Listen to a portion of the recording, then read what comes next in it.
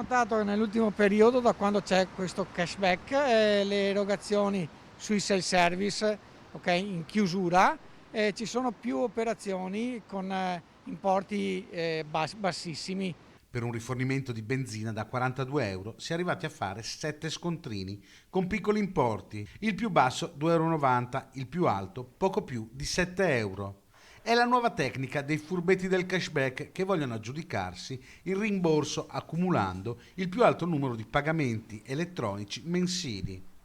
A farne le spese però sono i benzinai che alla mattina si trovano pile di ricevute di clienti che utilizzano il self-service per accumulare transazioni. È un ulteriore danno economico perché comunque c'è da anni che lottiamo per questa cosa, ok, che abbiamo troppe commissioni rispetto al nostro guadagno. Adesso ulteriormente, ok, sono aumentate le erogazioni di piccolo taglio e di conseguenza ci sono più spese bancarie.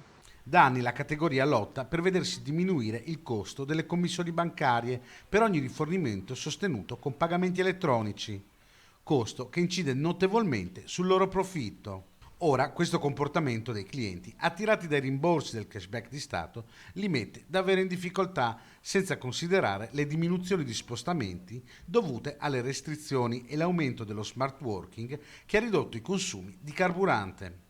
Le associazioni di categoria avvertono i furbetti, tanti scontrini con piccoli importi non servono a nulla. C'è questo sospetto che indubbiamente, se fosse vero lo andremo a pubblicizzare, che transazioni fatte una dietro l'altra a breve scadenza sicuramente non sono valide, ma è valido sempre la prima. Praticamente, se è vero questo, quell'utente là ha perso solo del tempo e non ha avuto nessun beneficio. E ha fatto un danno a E voi ha fatto benzinai. un danno enorme a noi, insomma. Per quanto riguarda la lotteria dei scontrini, la distribuzione dei carburanti è esclusa, pertanto non partecipa diciamo, all'ammontare delle transazioni per quanto riguarda la lotteria.